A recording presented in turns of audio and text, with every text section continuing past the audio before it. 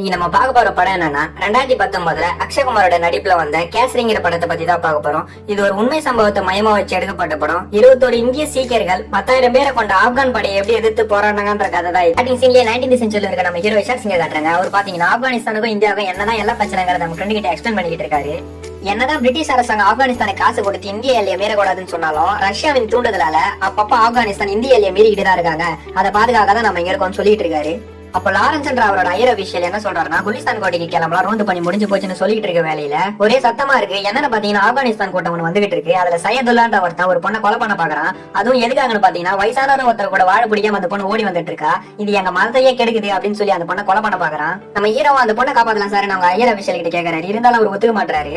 அதனால கடவுள் கிட்ட வேண்டிட்டு அந்த பொண்ணை தனியாவே காப்பாத்த போறாரு. அந்த பொண்ணை வேட்ட வந்து அவங்க புருஷனையே கொண்டுறாரு. உடனே அந்த பொண்ணை அங்கிருந்து ஓடி பார்க்க சொல்லிடுறாரு. அவனுக்கு சும்மா இல்லாம 10 பேர் நம்ம ஹீரோ அடிக்க வரானுங்க. இருந்தாலும் அவனுக்கு எல்லாருமே சமாளிச்சுட்டு இருக்காரு. கரெக்டா அந்த டைம்ல தான் ஒருத்தன் அந்த பொண்ணை வெட்ட வரான். அவனையும் சுட்டு கொண்டுறாரு. நம்ம ஹீரோவும் ஒரு கட்டத்துக்கு மேல அடி வாங்க ஆரம்பிச்சாரு. அப்பதான் சையதுல்லா அவன் சீக்கியர்களுக்கு பெருமையா அந்த தலபாதாண்டா அதை எடுத்து அவன் அசிங்கப்படுத்துங்கடான்னு சொல்லிடுறான். அந்த டைம்ல தான் நம்ம ஹீரோவோட ஃப்ரெண்ட்ஸ் உள்ள புகுந்து காப்பாத்திடுறாங்க. இதெல்லாம் பாக்குற லாரன்ஸ் என்ற ஐயர் அபிஷியல் ரொம்ப கோவப்படுறாரு. இவங்களும் குலிஸ்தான் கோட்டைக்கு கிளம்ப ஆரம்பிக்கிறாங்க. இங்க இந்தியா ஆப்கானிஸ்தான் எல்லையில பாத்தீங்கன்னா 3 கோட்டை இருக்கு. ஒன்னு குலிஸ்தான், இன்னொன்னு லக்கார், இன்னொன்னு சாரஹாரி. சாரஹாரில கம்மியான ஆளுங்க தான் இருப்பாங்க. வெறும் மெசேஜ் பாஸ் பண்றதுக்கு மட்டும் தான் அதை யூஸ் பண்ணிப்பாங்க.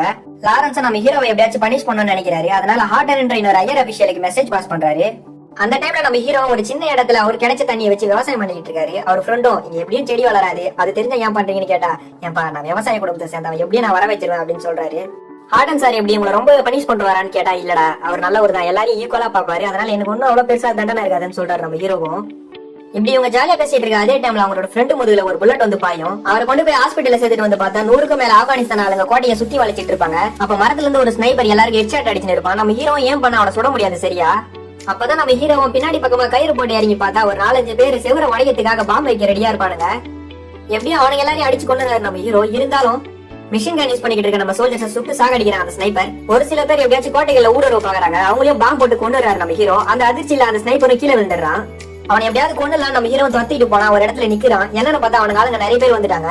அப்பதான் பேக்கப் வந்த இந்தியன் சோல்ஜர்ஸும் அவங்களை அங்கிருந்து அடிச்சு துரத்தி விடுறாங்க. நம்ம ஹீரோ இப்போ அவனை கொல்ல ட்ரை பண்றாரு. இருந்தாலும் அவன் நடுவுல இன்னொருத்தனை இழுத்து விட்டு தப்பிச்சு ஓடிடுறான். ஹார்டன் என்ற ஐயர் அபிஷியல் எல்லா பிரச்சனையும் உன்னாலதான், உன்னை சாரகாரிக்கு டிரான்ஸ்பர் பண்றோம் அப்படின்னு சொல்லிடுறாரு.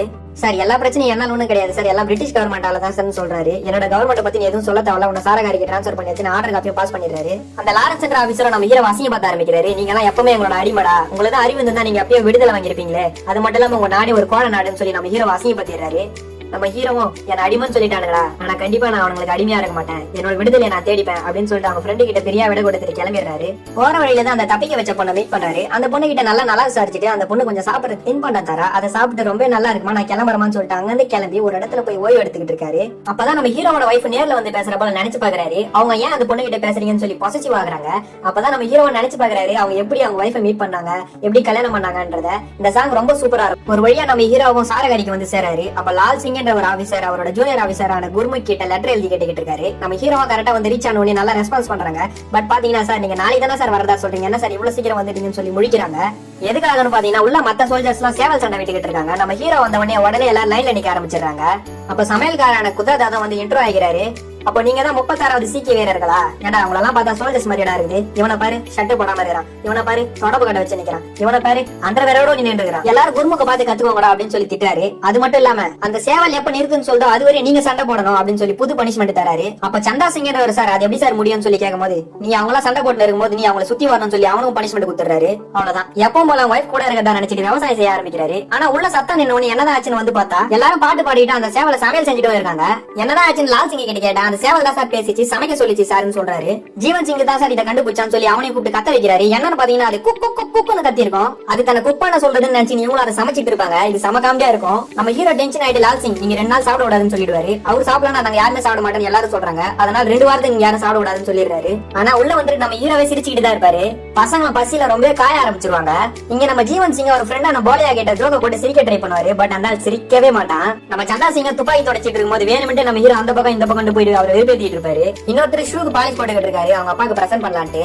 அப்ப நம்ம ஹீரோ எப்பவும் போல உள்ள புகுந்து அவங்களை கலாச்சி விட்டு போறாரு. இங்க நம்ம ஜீவன் சிங்கம் எப்படியாச்சும் போலே கிட்ட ஜோக் சொல்லலாம்னு வந்தா அந்த முறைகிறான். லால் சிங்கம் ஒய்ஃப் கிட்ட வந்த லெட்டர் எல்லாம் படிச்சிட்டு இருக்காரு. நம்ம சந்தா சிங்கம் ரொம்ப கோவப்படுறாரு, அந்த ரொம்ப ஓவரா பண்றா அப்படின்னு சொல்லி. அப்பதான் லால் சிங்கம் இது நம்ம தேவையான பனிஷ்மெண்ட் தான்டா, சரி உன் மருமகனை பாரு அப்படின்னு சொல்லி லெட்டர் காமிச்சிட்டு இருக்காரு. அப்படியே ஆப்கானிஸ்தான் பக்கம் பாத்தீங்கன்னா இந்த சைதுல்லா ரெண்டு முக்கியமான வில்லனுங்க கிட்ட பேசிக்கிட்டு இருக்கான். அதுவும் என்ன சொல்றான்னா, இந்த சீக்கியர்கள் என்ன ஒரு பொண்ணை கொல்ல விடாம பண்ணிட்டானுங்க, அவன் நம்மளோட மதத்தோட நெறிமுறைகளை மதிக்கல. அது மட்டும் இல்லாம முதல்ல நம்ம சாரகாரி தான் அட்டாக் பண்ண போறோம், அதுக்கப்புறம் குலிஸ்தானிய லாக்காட்டி நம்ம சிறை பிடிச்சலாம் அப்படின்னு சொல்லிட்டு இருக்கான். நம்ம பசங்க ரொம்ப பசியில வாடி போயிடுவாங்க. அப்பதான் நம்ம ஹீரோ சமையல்கார கூப்பிட்டு எல்லாருக்கும் சாப்பாடு போட சொல்லிடுவாரு.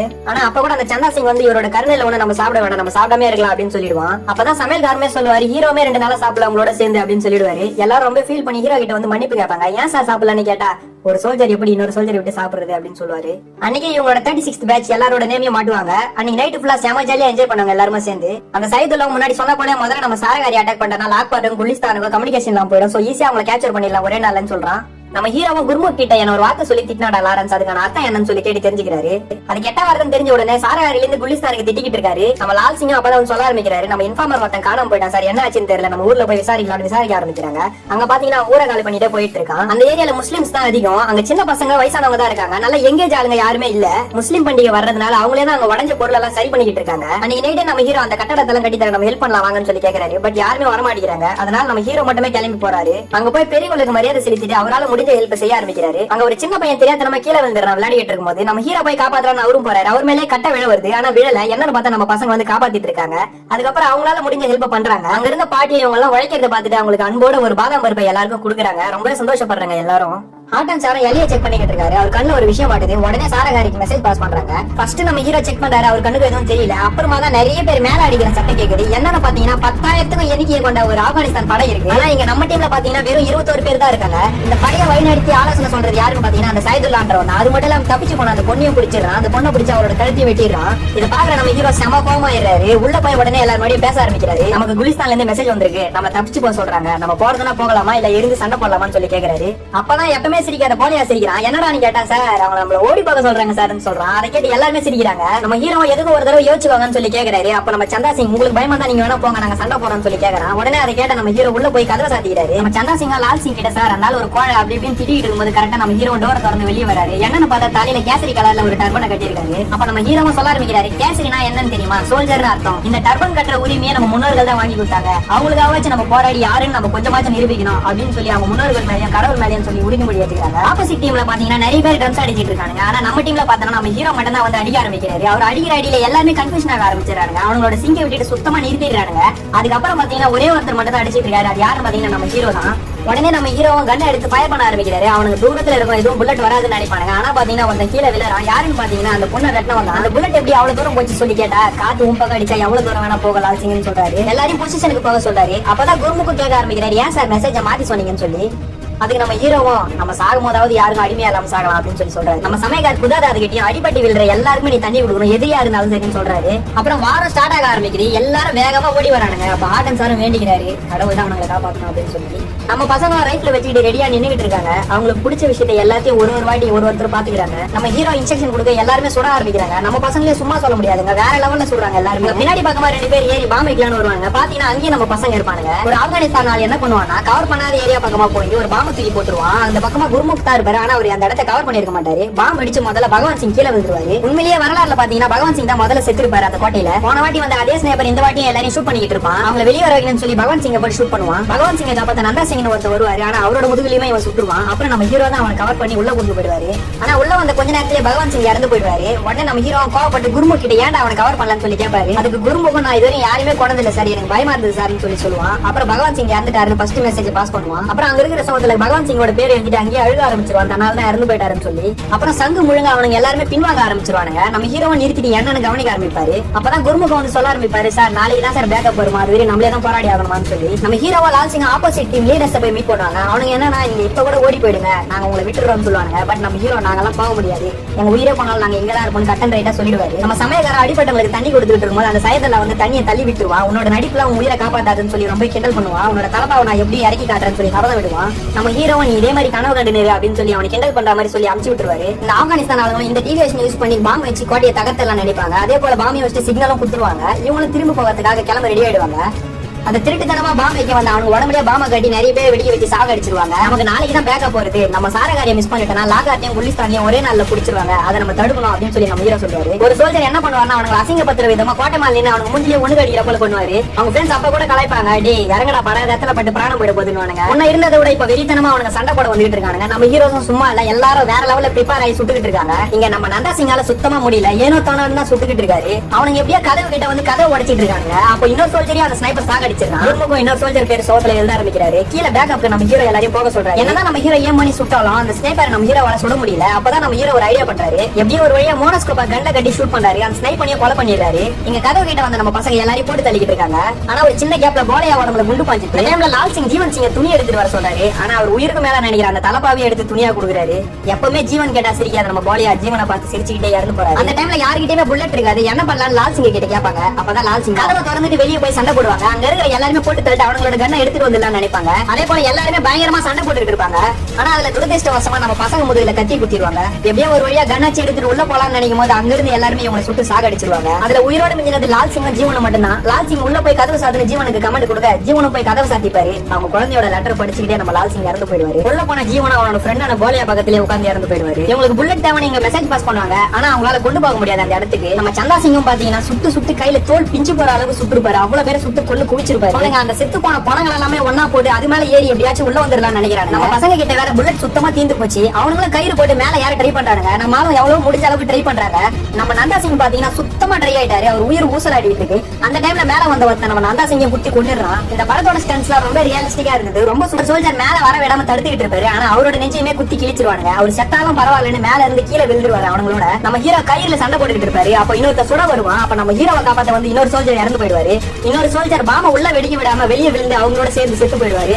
பாம் வச்சு கோட்டை சவரை வெடிக்க வச்சிருவாங்க. அத நிறைய பேர் செத்து போயிடுவாங்க. இப்ப உயிரோட இருக்கிறது 4 பேர் மட்டும் தான். அப்பதான் நம்ம ஹீரோ சந்தா சிங்கம் குருமுக்கியம் போய் மெசேஜ் பாஸ் பண்ண சொல்லுவாரு. நம்ம சமயக்காரி கிட்ட நீங்க முடிஞ்ச அளவுக்கு எல்லாரும் தண்ணி கொடுக்க பாருன்னு சொல்லி அவர் மட்டும் இருப்பாரு. நம்ம ஹீரோன் கிட்ட பேசுற போல நினைச்சு பாப்பாரு. அவங்க இங்க இருந்து தப்பிச்சு போயிடுன்னு சொல்லுவாங்க. இல்ல நம்ம இடத்துக்காக நான் போராடி ஆகணும் அப்படின்னு சொல்லுவாரு. தன்னோட அவதார் பேட்சை கேச்சிட்டு தலையில போட்டிருக்காரு. இங்க எடுத்துக்கிட்டு ஒரு கத்தி எடுத்துட்டு நிப்பாரு பாருங்க, வேற லெவல்ல இருக்கும். சவுத்த பக்கம் இருந்தும் சரி கதவு பக்கம் இருந்தும் சரி 4 மூலைக்கு நம்ம ஹீரோவை சுட்டு போட்டுருவாங்க. ஒரே ஒருத்தரை மட்டும் டார்கெட் பண்ணி அவன் வயிற்றுல கத்தி குத்தி இறங்க இருப்பாருங்க. நான் மனுஷன் போல இருக்கும். நம்ம ஹீரோ ஒரே ஆளா சுமார் ஒரு 30 பேர் கிட்ட கொண்டு குவிப்பாரு. ஆனா உண்மையிலே வேற லெவல்ல இருக்குங்க இந்த ஃபைட்லாம். நம்ம ஹீரோவும் முடிஞ்ச அளவுக்கு எல்லாரையும் கொண்டுகிட்டு இருக்காரு. ஆனா அவரையும் சில பேர் வெட்டிடுறாங்க. ஒருத்தனை வெட்டலாம் அவன் கைத்துல வச்சு அவர் பையன் சின்ன பையனா இருக்கான். அதனால அவனை விட்டுறாரு. நம்ம ஹீரோவை காப்பாத்துறதுக்காக சந்தா சிங் வராரு. ஆனா அவரை டார்கெட் பண்ணி எல்லாரும் ஓடிடுறாங்க. ஒரு பக்கம் நம்ம ஹீரோவும் போராடுறாரு, இன்னொரு பக்கம் நம்ம சந்தா சிங்கும் போராடுறாரு. ஆனா நிறைய பேர் சேர்ந்து நம்ம சந்தா சிங்கோட வயிற்றுல ஒரு 30 கத்தி கிட்ட இறக்கிறாங்க. இந்த பக்கம் நம்ம ஹீரோ பாவனை விட்டு அந்த சின்ன பையனை வயிற்றுல குத்தி கிழிக்கிறான். இந்த பக்கம் நம்ம சமயக்காரன் எல்லாரும் தண்ணி கொடுத்துட்டு இருந்தா அது பிடிக்காத இந்த சைக்கிள் அவரே கொண்டுறான். அந்த சைக்கிள் நம்ம ஹீரோட தலைவா விட்டு அசிங்கப்பட்டான்னு நினைக்கிறான். ஆனா அதுக்கு முன்னாடி நம்ம ஹீரோ அவனை கொண்டுறாரு. அப்ப எல்லாரும் நம்ம ஹீரோவை வெட்ட வராங்க. அப்ப அந்த மெயின் வீல வந்து யாரும் வெட்டாதீங்க, அவனோட தலைப்பாவை யாரும் அவுக்காதீங்க, அதுதான் அவங்களோட கௌரவம், நான் அவனுக்கு வாக்கு கொடுக்குறேன்னு சொல்லிடுறான். அந்த வில்லனா நம்ம ஹீரோட பேரை கேட்கறான். என்னோட பேர் இஷா சிங் நம்ம ஹீரோவும் சொல்றாரு. ஒரு வழியா நம்ம ஹீரோ நினைச்ச மாதிரி அவங்கள மத்த 2 கோட்டைக்கு போக விடாம இங்கே நேரம் கிடைச்சிட்டாரு. கடைசியில நம்ம ஹீரோவும் இறந்து போறாரு. இதெல்லாம் பாக்குற குருமும் எல்லாரோட பேரையும் சவத்துல எழுதிட்டு ஒரு சலிப்பு அடிச்சுட்டு அந்த மெசேஜ் பாஸ் பண்ற ரூம்ல போயிடான். யாரையுமே கொள்ளாத குருமும் அவனும் ஒரு 4-5 பேர் சாகடி அவன் அந்த ரூமோட வச்சு கொளுத்துங்கிறான். அவன் கத்தனை சத்தம் என் காது கேட்கணும் அப்படின்னு சொல்றான். இன்னொரு வில்லன் ரொம்ப நேரம் ஆகி ஒரு அலறல் சத்தம் கூட கேட்கல. என்னதான் ஆச்சு இவங்க பாத்துக்கிட்டே இருக்காங்க. அப்ப அந்த டோரை திறந்துட்டு ஒரு துளி சத்தம் போடாம நெருப்பு எரிய நடுப்புறா இருப்பாருங்க. கண்டிப்பா இதை பாக்குற எல்லாருமே வெயில் செலுத்தணும். ஒரு செகண்ட் கடவுள் தான் இறுதி உண்மை நினைக்கிறவன் கடவுளால ஆசீர்வாதிக்கப்படுவான். அப்படியே முழுங்கிக்கிட்டே இருப்பாரு. அப்படியே அவன் கையில் இருக்க பாம்பை எடுத்து வெடிக்க வைப்பாரு. அவனுங்கள காடி ஒரு செகண்ட் கழிச்சு கடவுள் தான் இறுதி உண்மை நம்புறவன் கடவுளால ஆசீர்வாதிக்கப்படுவான் இவங்களும் கத்துவாங்க பாருங்க. அப்படியே உடம்பு கண்டிப்பா செலுத்துக்கும். தன்னை அடிமனை சொன்ன அவங்க கையாலேயே சல்யூட் வாங்குவாரு.